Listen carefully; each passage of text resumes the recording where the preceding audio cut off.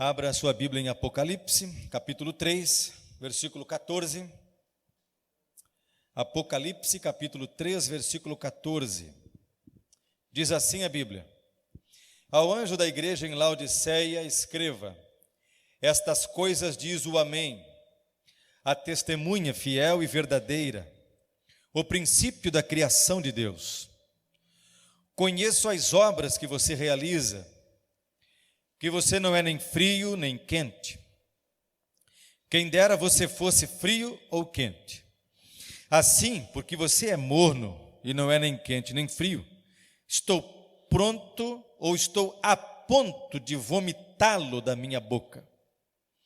Você diz: sou rico, estou bem de vida e não preciso de nada, mas você não sabe que é infeliz. Sim, miserável, pobre, cego e nu. Aconselho que você compre de mim ouro refinado pelo fogo, para que você seja de fato rico. Compre vestes brancas para se vestir, a fim de que a vergonha de sua nudez não fique evidente, e colírio para ungir os olhos, a fim de que você possa ver. Eu repreendo e disciplino aqueles que amo. Portanto, seja zeloso e arrependa-se. Eis que estou à porta e bato. Se alguém ouvir a minha voz e abrir a porta, entrarei em sua casa e cearei com ele, e ele comigo. Ao vencedor darei o direito de sentar-se comigo no meu trono, assim como também eu venci e me sentei com o meu Pai no seu trono.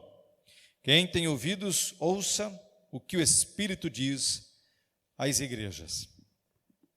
Então chegamos na última carta, a carta à igreja em Laodiceia. Nós vamos passar por ela e depois fazer uma revisão dos principais pontos de tudo que a gente viu nesta série sobre os 7 castiçais de ouro. A igreja de Laodiceia é uma igreja que está em disciplina e que está reprovada. A igreja em Laodiceia é a igreja que também nela Jesus não tem nenhuma virtude para elogiar. Nenhum ponto forte, nenhum ponto bom para parabenizar a igreja. Infelizmente, a igreja de Laodiceia também identifica algumas igrejas dos nossos dias. No versículo de número 15, Jesus diz o que ele disse para todas as igrejas: conheço as obras que você realiza. E é bom você notar que Jesus anda de olho nas nossas obras, anda de olho nas coisas que nós praticamos. Em todas as cartas, Jesus usa essa expressão: conheço as obras. Eu conheço. E aí Jesus denuncia a esta igreja que nem é frio, nem é quente. E Jesus diz: seria bom que fosse uma coisa ou outra. Quem dera fosses frio ou quente. Nem uma coisa e nem outra. Como é que a gente pode caracterizar uma igreja sobre a qual Jesus diz que não é nem frio, nem quente? Há muitas sugestões escritas pelos teólogos e pelos estudiosos da Bíblia. Eu vou tentar condensar tudo e vou dar meu ponto de vista. A meu ver, a igreja que não é fria e nem quente, à luz do que a gente lê na sequência dos versículos, é uma igreja que não sabe exatamente, ou não tem uma mínima noção, de como ela é e como ela está diante de Deus. Ela pensa que está bem, mas não está. Portanto, ela não sabe que está mal, e o pior de tudo é que ela acredita que está bem. Você lê isso no texto quando fala assim, você diz: sou rico, estou bem de vida e não preciso de nada. Então essa é a impressão que Laodiceia tem de si mesma. Eu estou bem na foto, estou rico, estou abastado, não tenho necessidade de nada. Então ela tem de si mesma uma falsa imagem. Ela olha para o que ela considera serem símbolos de bom estado e diz: eu tenho os símbolos que identificam-me como uma igreja que vai bem, obrigado. Ela se vê assim. E olha o que Jesus diz: mas você não sabe. Então veja, essa igreja sabe uma coisa que é errada, sabe uma coisa que está fora do padrão, e o que ela deveria saber mesmo, ela não sabe. E aqui Jesus está dizendo: mas você não sabe que é infeliz, sim, miserável, pobre, cego e nu. Este é o versículo 17 de Apocalipse 3. Então, no versículo 14, Jesus se identifica, estas coisas diz o Amém, a testemunha fiel e verdadeira, Apocalipse 3. Em seguida, versículo 15, conheço as obras que você realiza. E aí Jesus dá o diagnóstico.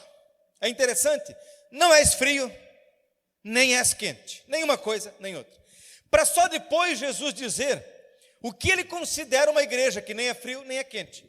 E o que é uma igreja que nem é fria, nem é quente? É uma igreja que sabe de si mesmo o que não confere, o que não está certo, tem de si mesma uma impressão errada, infundada, acredita numa mentira sobre si mesma. Em contrapartida, Jesus diz: enquanto você diz para si mesma que você está bem de vida, que não precisa de nada, que está rica, na verdade o que você não sabe é que isso é uma mentira. Você é infeliz, você é miserável, você é pobre, você é cego e você é nu. Você já pensou Jesus vir para mim e dizer assim: Esdras, cada vez que você pensa em si mesmo, você pensa que você é isso e mais aquilo. Só que eu vou te dizer uma coisa, é mentira. Você não é isso. Você está enganado e enganando a si mesmo. À luz do que a gente percebe no texto, parece, à luz do que a gente percebe no texto, eu diria, parece que essa igreja tem uma espécie de escolha consciente pelo erro. É uma escolha consciente pelo erro. Porque qualquer leitor do Novo Testamento sabe que ter esse tipo de pensamento arrogante e prepotente de si mesmo é um pecado.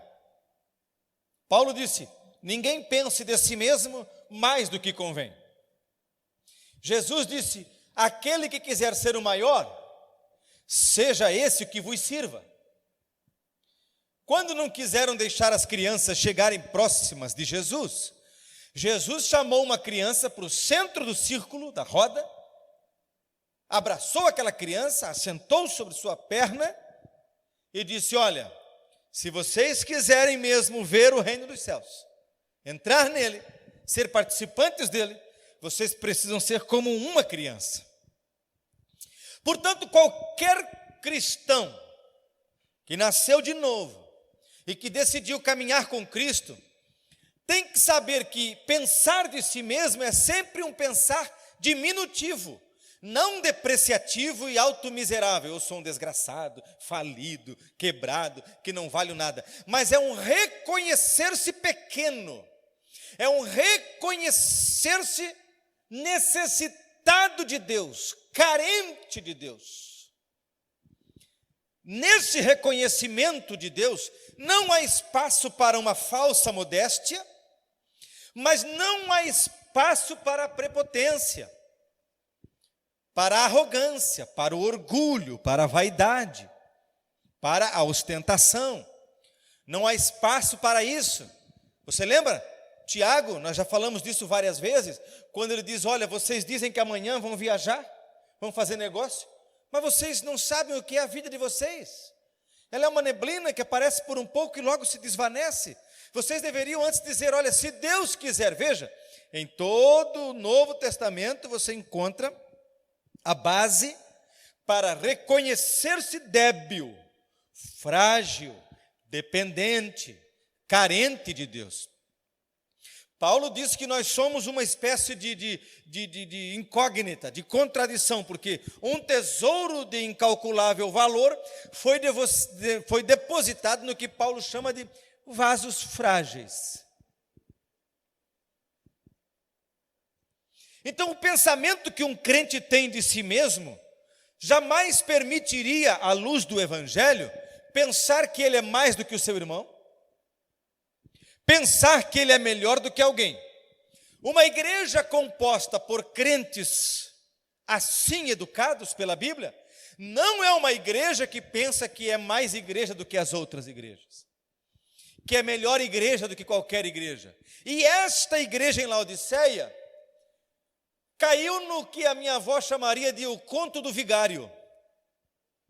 Se deixou enganar, porque ela olhava para a prosperidade financeira que ela gozava, até por estar num lugar rico como ela estava, e ela pensava, só pode ser que Deus abençoou a gente mais do que todo mundo. Olha o tamanho do templo, olha a riqueza tecnológica de que dispomos, olha o número de membros que vêm aos cultos. Nós somos ricos, não precisamos de nada, vai tudo bem, obrigado. Mas os verdadeiros valores espirituais de uma igreja estavam ausentes desta comunidade. E aí Jesus diz, olha, você tem uma impressão totalmente errada a seu respeito. Você é como aquela pessoa que põe uma máscara sobre si mesma e acredita que ela é aquilo que ela vê no espelho depois de pôr a máscara, e não antes da máscara.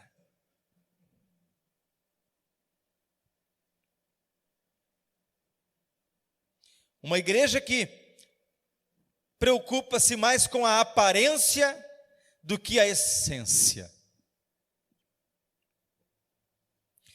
Gente que se preocupa mais com a condição exibicionista da sua exterioridade do que com a condição realista da sua intimidade.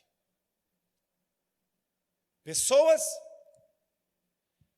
que, de maneira tangente, a gente pode dizer, se enquadram muitas vezes naquilo que alguns especialistas da psicologia chamam de pessoas que vivem sobre o seu próprio self.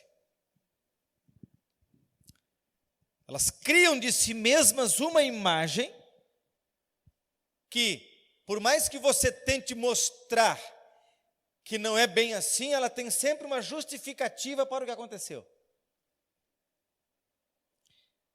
E nessa cultura de vaidade, de narcisismo, de demonstrar uma coisa que não confere com o que se é, com o que é realmente, surge o diagnóstico de Jesus. Esse tipo de gente não é nem frio e nem quente. Eu não sei exatamente como qualificar o que seria frio e o que seria quente.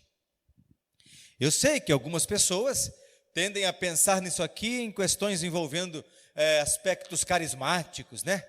De ter recebido o batismo com línguas estranhas ou não, mas o texto não está aqui para isso. O texto não está falando disso. Se alguém quer fazer essa analogia, ok, por analogia, mas não é disso que o texto trata. O que é que eu penso? Eu penso particularmente que, na qualidade do que seja frio, está aquele que reconhece, eu estou quebrado, falido, necessito de Deus. Jesus ama essas pessoas. Na qualidade daquele que está quente, poderia estar aquela pessoa que diz, eu estava quebrado e falido, mas agora Cristo me encontrou e eu quero viver para a sua glória. Sei que sou pecador, Sei que sou falho, mas recorro à sua misericórdia e vou viver para a sua glória. Então, pelo menos me parece que dessa maneira eu consigo colocar dentro de cada prato um tipo de pessoa. Agora, no meio está aquele que pensa, coitadinho, se quebrou, está falido e não tem mais Deus na vida. Para o outro lado ele pensa, aquele ali é tão inocente, é até bonito ver a fé dele, mas não chegou no meu nível de espiritualidade ainda. Veja as minhas bênçãos, veja como eu sou abençoado, veja como eu estou bem e não preciso de mais nada.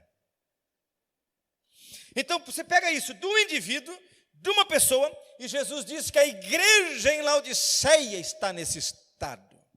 Ó, que Deus nos livre dessa condição. Que Deus nos livre desse estado. Porque Jesus diz, porque você não é nem frio nem quente, estou a ponto de vomitá-lo da minha boca. Também aqui há um texto difícil de a gente interpretar, mas no mínimo, você pode assegurar-se de que há uma certa intolerância em Deus. Deus também tem a sua intolerância. Existe uma possibilidade de sermos rejeitados por Deus. Há uma categoria de pessoas, ou de gente, ou de igreja, ou de grupo, que o Senhor rejeita. E quando você olha na Bíblia, sempre a crista colorida, o topete empinadinho, o narizinho arrebitado, recebe do Senhor a sua repulsa, a sua repugnância.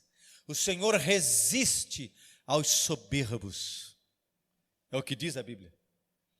Porém, Ele dá graça aos humildes. É o que ensina a Bíblia. A coisa é tão grave que Jesus chega a dizer assim, aconselho que você compre de mim ouro refinado pelo fogo. Isso aqui me parece mais uma ironia de Jesus do que uma recomendação. Quem pode comprar algo do Senhor? Ninguém. Paulo disse, pela graça vocês são salvos, por meio da fé. E ele disse mais, isso não vem de vós, para que ninguém se glorie.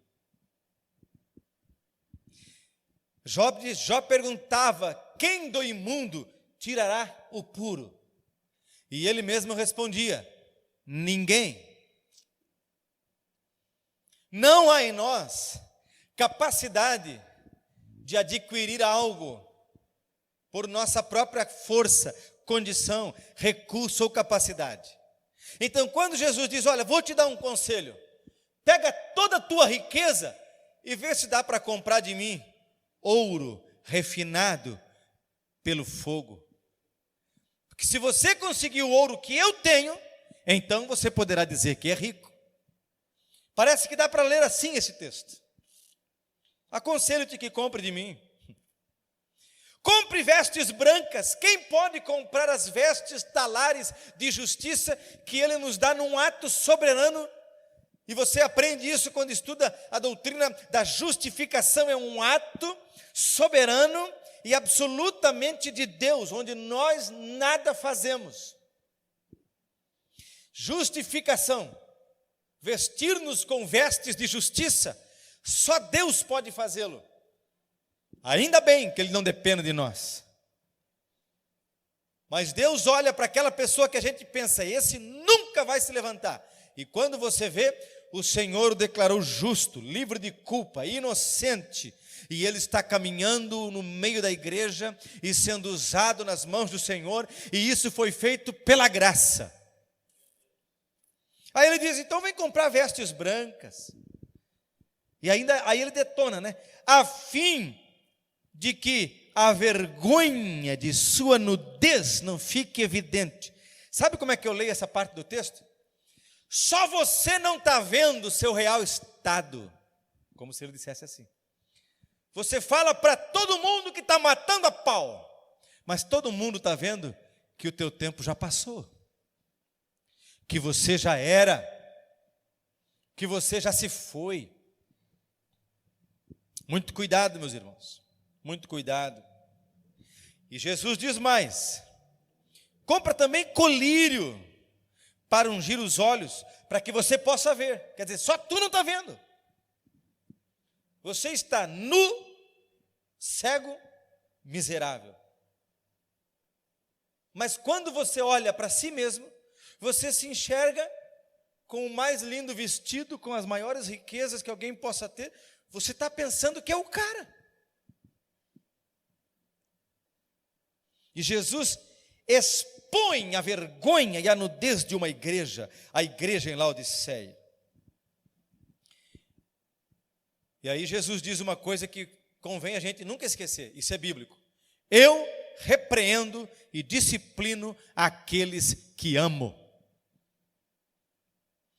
Nós temos uma ideia de que Jesus não repreende os seus filhos, de que não há disciplina na igreja e não há disciplina em Deus. Mas Deus disciplina. Essa palavra disciplina é a mesma usada no escritor aos Hebreus. Você pode traduzir por castigo, que inflige dor, com vistas a um fim pedagógico, educativo. É como o pai que dá uma varada na criança, no filho, porque sabe que precisa domar seu espírito, sua índole, porque sabe que é hora de impor limites para que se crie pessoa boa, pessoa sábia. Então, muitas vezes, o pai ou a mãe impõe sobre o filho uma disciplina, não raro. Parece que agora está cada vez mais raro, mas costuma o pai sábio disciplinar algumas vezes de maneira dura seus filhos. E ele tem um propósito. O propósito da disciplina nunca é imediato, nunca é de curto prazo, porque sempre que nós tentamos resolver a coisa no curto prazo, preste bem atenção nisso, nós estamos querendo resolver o comportamento. E aqui nós erramos. Nós não podemos tratar o comportamento, nós temos que tratar o coração que gera o comportamento. E essa tratativa, tratar das coisas profundas, não se faz no curto prazo. A questão não é porque a criança teimou, a questão é o que leva esta criança a teimar, uma particularidade do seu temperamento que faz com que ela endureça o queixo contra seu pai. E o pai, sabendo disso, vai disciplinar seu filho uma vez, 2 vezes, 10 vezes, 30 vezes. Mas o escritor aos Hebreus diz que, ao depois, a disciplina se mostra produtora de frutos de justiça. E no texto, Jesus faz questão de dizer: eu disciplino aqueles que eu amo. Quando você lê aos Hebreus, o escritor aos Hebreus chega a dizer que se o filho não aceita a disciplina, então não é filho, é bastardo. De maneira que nós, como crentes, precisamos orar e não nos esquecermos jamais que algumas vezes podemos estar sofrendo por estarmos sendo disciplinados pelo Senhor. E Jesus diz isso para Laodiceia: eu disciplino aqueles que amo. Por isso, portanto, seja zeloso e arrependa-se. Aqui eu acho interessante também um comentário. Só nesse momento eu leio na carta, ou nas cartas, a associação do arrependimento com o zelo. Zeloso pelo quê? Observe isso. Zeloso pelo quê? Essa igreja está montada numa fantasia, montada no sentido de cavalgar. Ela está cavalgando numa imagem fantasiosa de si mesma. Eu sou rica, tenho tudo, não me falta nada. E ela acredita, é aquela mentira tantas vezes dita para si mesma que a gente acredita.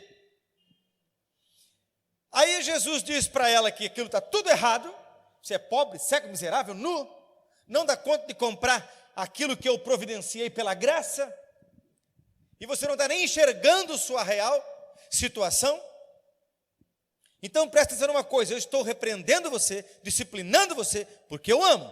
Então vou te dar uma dica, seja zeloso. Zeloso pelo quê?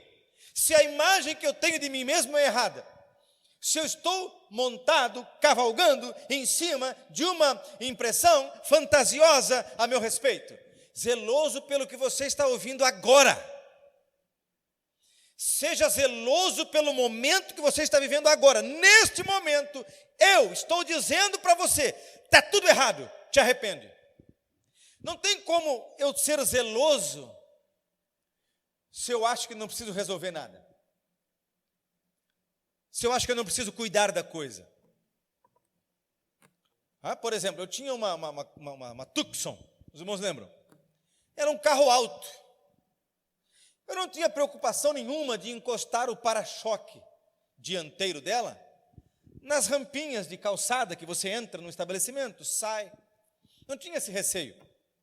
Depois que eu comprei esse carro que eu tenho agora, de vez em quando o para-choque dá uma raspadinha, porque ele é baixo. Então eu tenho que ser zeloso, tenho que estar atento, porque dependendo do lugar onde eu estou passando, eu corro o risco de arranhar meu para-choque. Então eu desenvolvo como motorista e como proprietário desse carro, eu desenvolvo um cuidado que eu não tinha necessidade de ter no outro carro. Porque afinal, ele era um carro alto, um SUV, carro alto. Então eu não tenho necessidade de desenvolver um zelo nessa mesma proporção, por uma coisa que não vai correndo risco.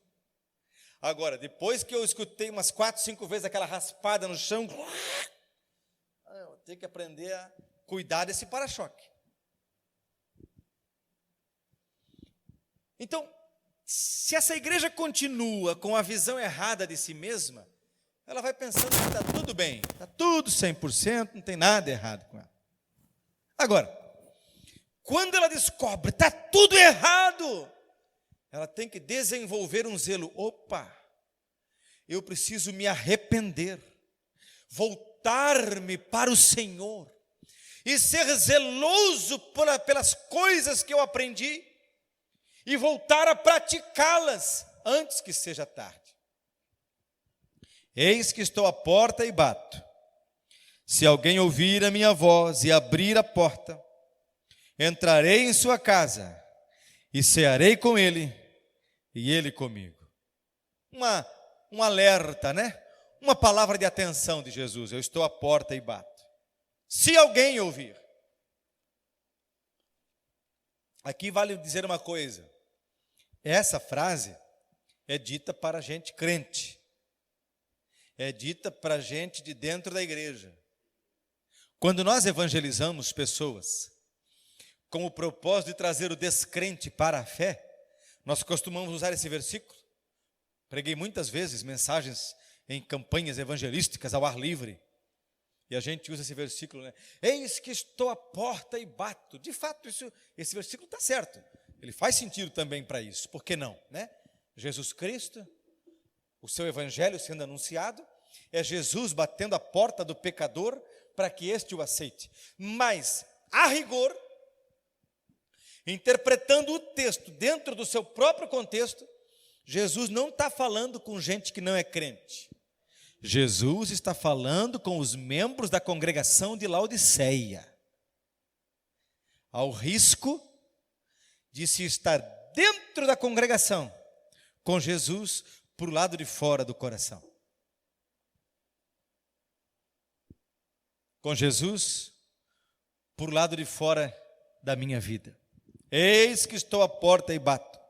Se alguém ouvir a minha voz e abrir a porta, entrarei em sua casa e cearei com ele e ele comigo. Ao vencedor darei o direito de sentar-se comigo no meu trono. Aleluia. Assim como também eu venci e me sentei com o meu Pai no seu trono. Quem tem ouvidos, ouça o que o Espírito diz às igrejas. Então, com a igreja em Laodiceia, nós aprendemos com essa carta, que pode ser sim, que uma igreja inteira esteja diagnosticada como uma igreja cega, pobre, miserável e nua. Embora acredite de si mesma que está matando a pau. Mas Jesus, que ama, fala com esta igreja e dá um conselho: se arrependa, porque eu estou disciplinando você, repreendendo você, chamando sua atenção, porque amo você. Estou batendo na sua porta, estou chamando a sua atenção. Se você me ouvir e se você abrir a porta, tudo vai mudar. Uma chance que Jesus sempre dá. Então deixa eu concluir essa nossa sequência de mensagens, esta série que fizemos sobre os 7 castiçais, fazendo uma revisão. Vamos repassar panoramicamente sobre as coisas principais, as mensagens principais de cada carta.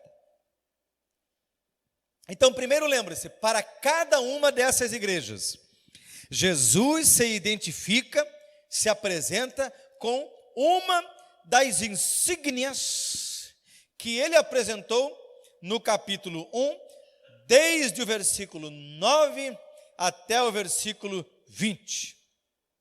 Lá no capítulo 1 de Apocalipse, a partir do versículo 9, João escreve a sua visão de Jesus glorificado. E aparecem muitas características. Para cada carta, Jesus primeiro se apresenta com as palavras: isto diz aquele que, isto diz o que, isto diz aquele que. E a partir desse aquele que, vem uma das características que apareceram anteriormente ali na visão do Jesus glorificado. Então, esse é o primeiro ponto. Jesus se apresenta a todas elas, e cada vez que se apresenta com uma das características que João primeiro escreveu, do versículo 9 até o versículo 20 do capítulo 1. Segunda coisa, para todas as igrejas existe a expressão conheço, para todas as 7 igrejas. E eu fiquei curioso, porque eu ouvi um dia um pregador dizendo que para 5 igrejas dessas 7, Jesus disse conheço. Mas pelo menos no texto grego que eu tenho em casa, e eu tenho 2 obras em grego, eu tenho o Novo Testamento interlinear e tenho o Novo Testamento grego, somente o texto grego, analítico. Em todos eles aparece a expressão conheço para as 7 igrejas. Então lá no texto grego de Apocalipse, no versículo 2 do capítulo 2, no versículo 9 do capítulo 2, no versículo 13 do capítulo 2, no versículo 19 do capítulo 2, e também no versículo 1 do capítulo 3, em todos os textos aparece a mesma expressão grega que se traduz por conheço. Portanto, Jesus disse para as 7 igrejas: eu te conheço. Lembre-se sempre disso. Jesus nos conhece nos mínimos detalhes da nossa vida. Jesus sabe o que vai dentro do nosso coração, sabe das nossas dúvidas, sabe das nossas dívidas, aquilo que devemos para as pessoas que amamos ou para as pessoas a quem ofendemos. Jesus sabe dos nossos dilemas, Jesus sabe das nossas expectativas, Jesus sabe dos nossos sonhos. Jesus sabe de todas as coisas, Ele conhece. Jesus nos conhece nos mínimos detalhes da nossa existência. O salmista no Salmo 139 fala muito bem sobre isso. Lê em casa o Salmo 139 ainda: a palavra nem me chegou à língua, e tu já a conheces toda. Para onde me irei da tua face? Ele nos conhece. Aliás, tu me sondas por trás e por diante, sobre mim pões a tua mão. Então quer dizer, no texto bíblico a gente aprende que nada em nós surpreende o Senhor. Nada em nós pega Deus de surpresa. A hora que a gente peca feio, que a gente pensa, ainda bem que ninguém viu, Ele sabe, Ele conhece, Ele vê.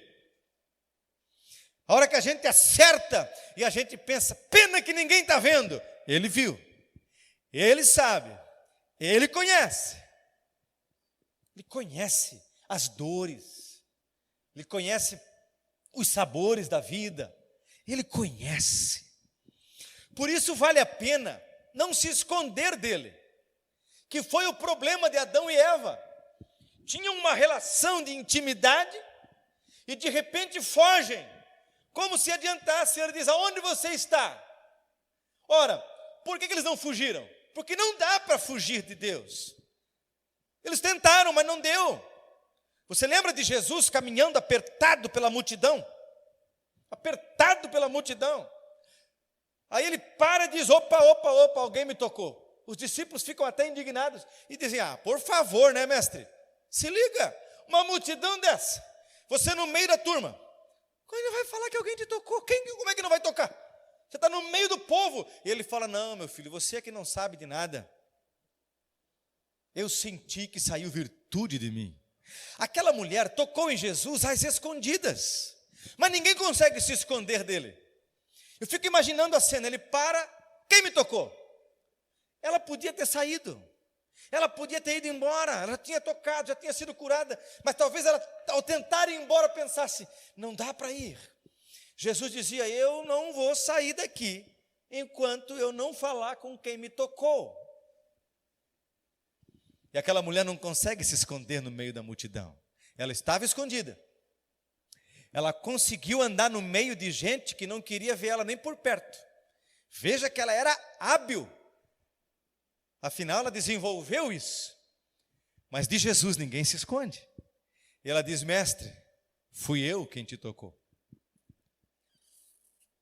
Interessante que é a única vez no Evangelho que você vai ouvir Jesus chamar alguém de filha.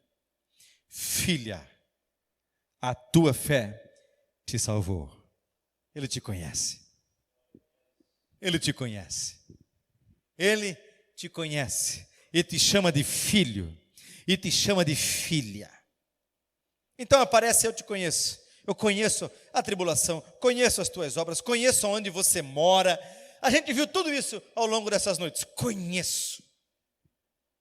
Uma outra coisa que vale a pena a gente ver em todas as cartas, as minhas páginas aqui estão coloridas, eu fiz uma legenda com várias cores aqui, que é todo o reconhecimento que Jesus dá para a igreja que ele elogia, você lê no texto. Ao ler o elogio que Jesus faz, o que você aprende? Opa, se eu for assim, Jesus gosta.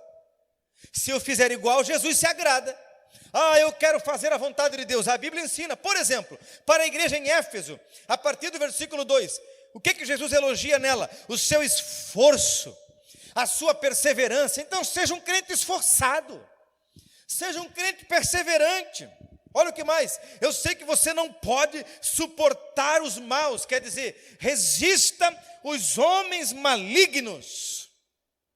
Eu sei que você põe à prova os que se declaram apóstolos e não são, ou seja, não se deixe enganar por falsos mestres, por falsos ensinadores, por gente que se chama de bispo, de apóstolo, de fulano de tal, e na verdade não são. Ponha à prova. Você quer dizer uma igreja que está em condições de provar aqueles que querem ensiná-la.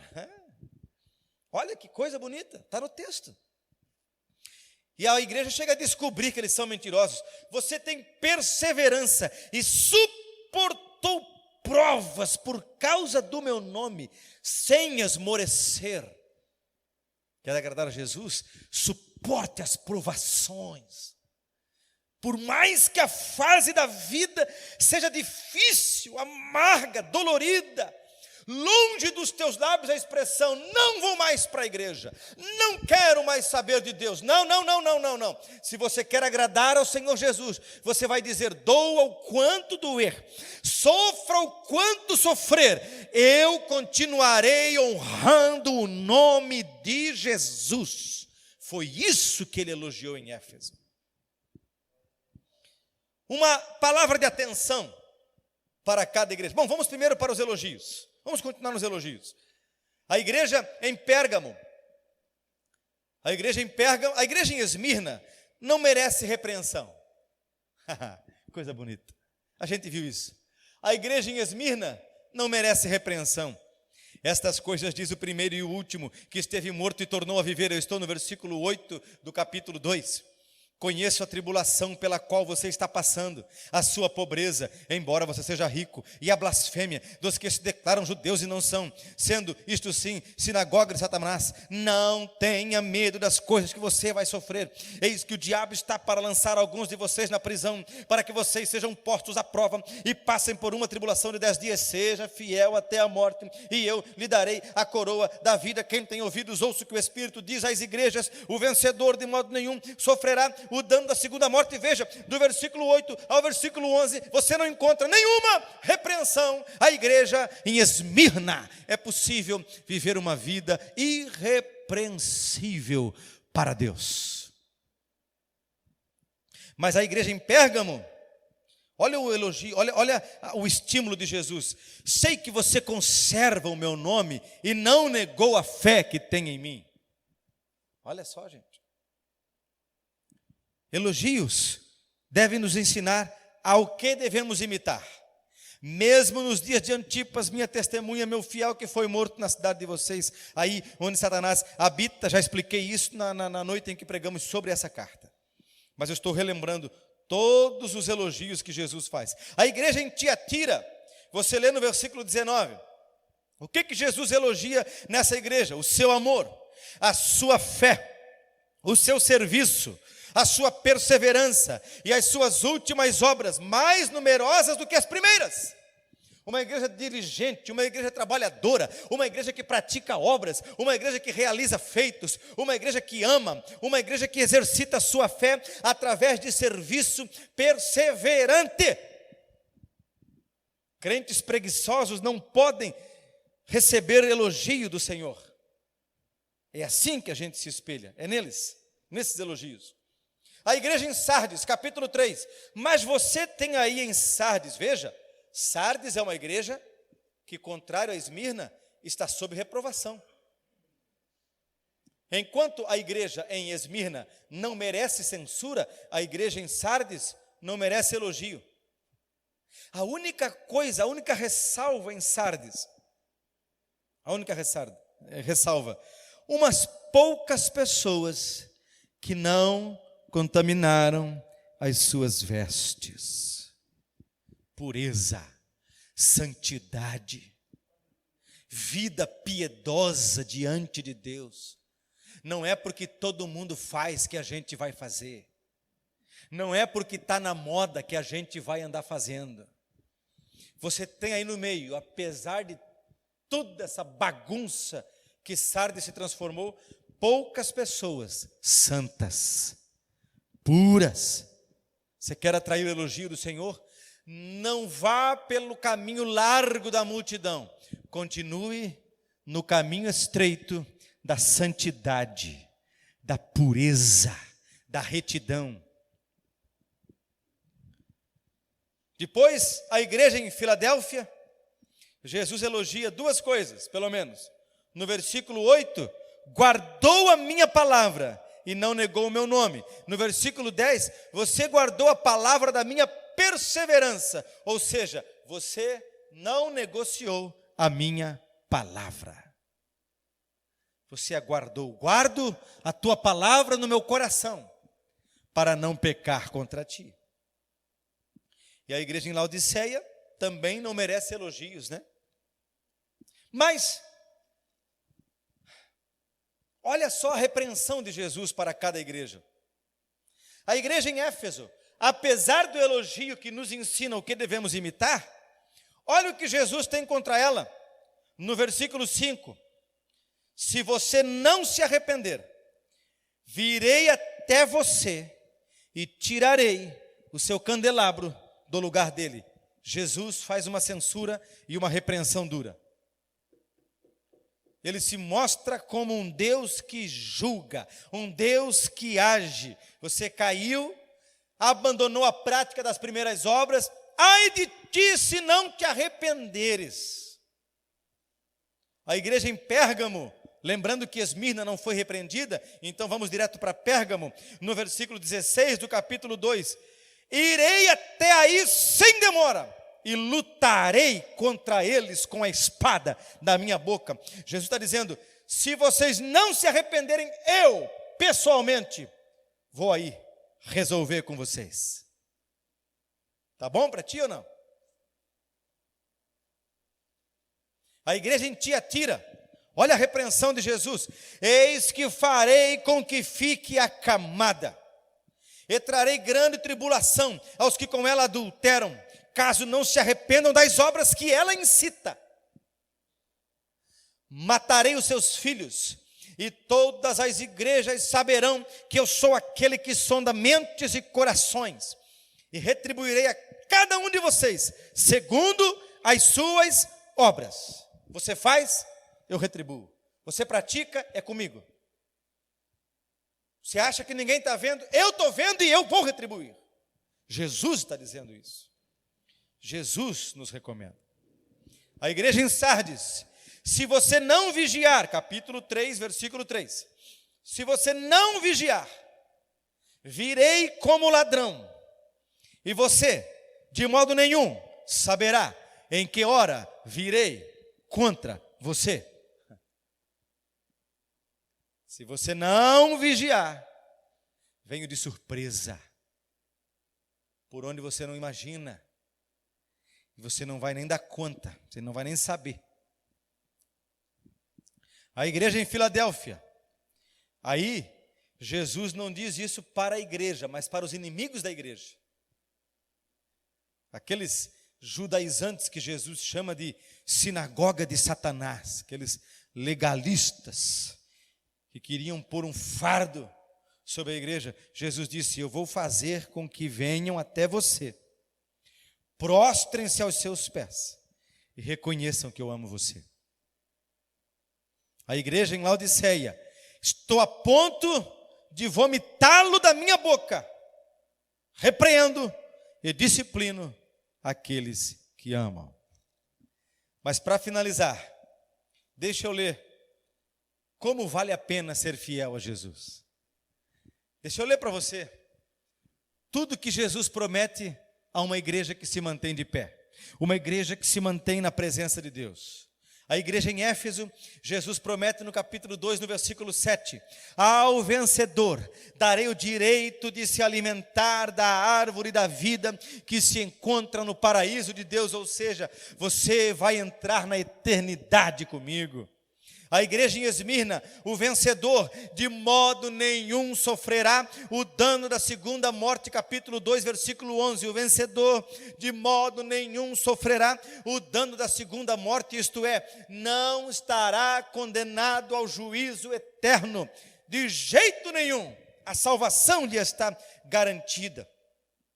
A igreja em Pérgamo, capítulo 2, versículo 17, ao vencedor darei do maná escondido, também lhe darei uma pedrinha branca, e sobre essa pedrinha um novo nome escrito, o qual ninguém conhece, exceto aquele que o recebe, ou seja, farei de você aquilo que você jamais imaginou que seria, mas eu sei aonde eu posso levar você, a tua identidade preservada nas mãos dele, para uma eternidade que vai ser de glória para louvor do nome do Senhor.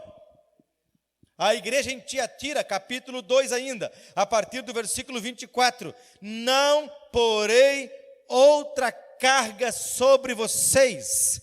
Versículo 26, ao vencedor que guardar até o fim as minhas obras, eu lhe darei autoridade sobre as nações, e com cetro de ferro as governará, e as reduzirá a pedaços, como se fossem objetos de barro, assim como também eu recebi a autoridade de meu Pai, e eu lhe darei ainda a estrela da manhã, isto é, nós teremos autoridade junto com Cristo. A igreja em Sardes, capítulo 3, veja o que Jesus promete a quem permanece fiel, lá no versículo 4, andarão comigo vestidas de branco, pois são dignas. O vencedor será assim vestido de branco, e de modo nenhum apagarei o seu nome do livro da vida. Pelo contrário, confessarei o seu nome diante de meu Pai e diante dos seus anjos. Veja, imagine Jesus dizendo: este é meu filho tal, esta é minha filha tal, chegou aqui. Em todas as cartas você vai descobrir isso. Existe uma caminhada e uma trajetória. Alguns serão derrotados, outros serão vencedores. Os vencedores estão aqui relacionadas às promessas que Jesus faz. Faça parte do time dos vencedores. A igreja em Filadélfia, ainda capítulo 3, versículo 12: ao vencedor farei com que seja uma coluna no santuário do meu Deus, e dali jamais sairá, nunca mais, acabou, não vai mais sofrer. Gravarei sobre ele o nome do meu Deus, o nome da cidade do meu Deus, a nova Jerusalém que desce do céu, vinda da parte do meu Deus, e o meu novo nome. E por último, a igreja em Laodiceia, versículo 21 do capítulo 3: ao vencedor darei o direito de sentar-se comigo no meu trono, assim como também eu venci e me sentei com o meu Pai no seu trono. Está pronto para ouvir? Ouça o que o Espírito diz às igrejas. Lembram dessa versão de A Mensagem de Eugene Peterson? Quem tem ouvidos, ouça o que o Espírito diz às igrejas.